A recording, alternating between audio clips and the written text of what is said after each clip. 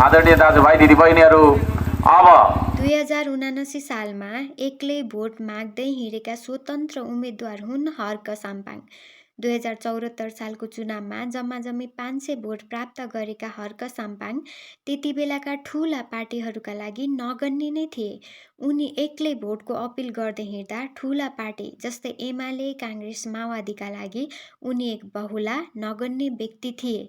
तर पावर जनताको हातमा थियो। जनताले उनलाई पत्याए, भोट दिए, जिताए र ठूलो पार्टीका लागि हर्क साम्पाङ एउटा थ्रेटको रूपमा बल्झिए। हर्क साम्पाङको मुख्य एजेन्डा थियो श्रमदान गरौँ, देश बनाऊ।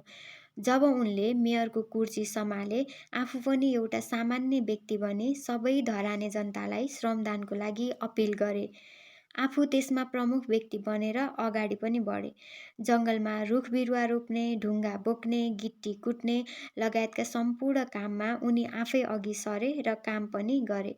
उनको समर्थनमा धेरै व्यक्तिहरू पनि उभिए। धरानमा भएको पानीको समस्यालाई श्रमदानबाटै आफू कसिएर सस्टेनेबल नभए पनि हालको खाँचोलाई टार्नको लागि पाइप बिछ्याई धरानमा पानी पनि ल्याएरै छाडे। तापनि उनको काममा अवरोध गर्ने व्यक्तिहरू पनि तातिनै लागेर उनको पछि परे। कहिले पानीको पाइप काटिदिने, कहिले मेयर कार्यस्थलमा गई तोडफोड गर्ने, कहिले त पाइपमा आगो नै लगाइदिने जस्ता कार्यहरू पनि प्रशस्त रूपमा देखिए। तर पनि हर्क आफ्नो काममा लागि नै रहे। उनी एकदमै प्रशंसित पात्रको रूपमा चिनिराखेकै थिए। जति पनि नेताहरू हर्कको ढुङ्गामाटाको काम देखेर उनको विरुद्धमा प्रश्न उठाउँथे, हर्कले उत्तर दिन्थे, धरान आउनुहोस्, ढुङ्गा बोकाउँछु। बिचमा जब उनी प्रचण्डलाई भेटेर फर्किए, उनका फेसबुक स्टाटसहरू, हाउभाउले उनलाई आलोचित पात्रको रूपमा पनि उभ्याउन पछि परेन। धरानमा जति पनि पार्टी आएर जितेर कार्यभार सम्हाले, कसैले पनि धरानको मर्का बुझेन। तर हर्क साम्पाङले गरेको कामहरूले धरानमा मात्र होइन, देशभरि नै तहल्का पिट्यो। कसैले हर्केले त देशलाई ढुङ्गे युगमा पनि लग्ने भयो कि मेयर पदमा भएर पनि अर्डर दिन पर्ने ठाउँमा आफै ज्यामी भएर गएको हो त भन्ने जस्ता कुराहरू पनि आए। तर ती कुराहरूलाई देश पहिले पनि श्रमदानबाटै बनेको हो र अहिले पनि श्रमदानबाटै बन्छ भन्ने समर्थनबाट हराइदिए।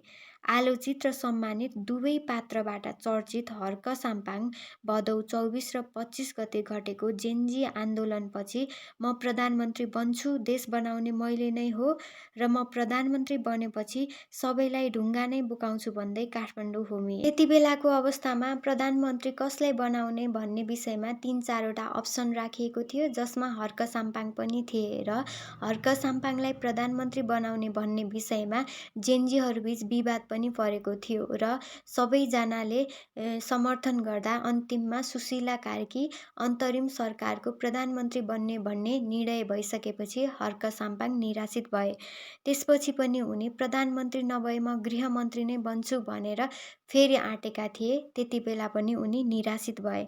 जब उनी निराशित भए, उनले बालेन र केही अन्य व्यक्तिहरूलाई इङ्गित गर्दै विदेशी दलालको गुलामी गर्नेहरूले मलाई प्रधानमन्त्री पनि बन्न दिएनन्, गृहमन्त्री पनि बन्न दिएनन् भन्ने जस्ता पोस्टहरू पनि गरे।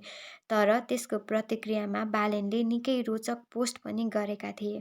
जब अन्तरिम सरकारले फागुन 21 गते निर्वाचन गर्ने घोषणा गर्यो, तब हर्कले निर्वाचन आयोगमा गएर श्रम संस्कृति पार्टी दर्ता गराए। उनको क्रेज अहिले थामी नसक्नु छ। उनको एजेन्डा सेम छ, श्रम गरौँ, देश बनाऊ।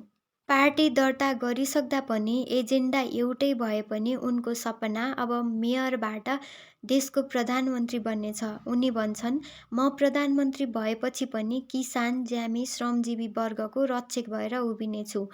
उनको क्रेज देखेर कुलमान घिसिङ पनि उनीसँग भेट्न धरान पुगे, तर हर्कले उनलाई भेटेनन्। तब कुलमानले बालेनसँगको आफ्नो तस्बिर सेयर गर्दै भनेका छन्, देश बनाउने अभियानमा हामी छौँ। तर यहाँ अचम्मको कुरा के छ भन्दाखेरि कुलमानले हर्क साम्पाङलाई भेट्नभन्दा अगाडि नै हर्कले कुलमानलाई 5 पटक भेट्दा पनि कुलमानले आफूप्रति चासो नदेखाएको उनले आफै भनेका छन्।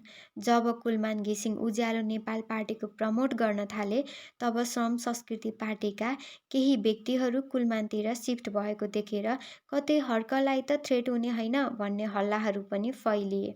तर हर्क साम्पाङको क्रेज देखेर हो कि कुलमान आफै धरान पुगे, तर हर्क भेटिएनन् अथवा भेटिन चाहेनन्। त्यसपछि उनले बालेनसँगको तस्बिर सेयर गरे। जनताको अगाडि आफूलाई जस्तोसुकै एजेन्डाबाट प्रस्तुत गरे पनि हर्क कुलमान जस्ता व्यक्तिहरू देशलाई चाहिने व्यक्ति हुन्, जनताले आशा गरेका व्यक्ति हुन्। एजेन्डा फरक भए पनि एम एउटै हुनपर्छ, त्यो हो देशको प्रगति।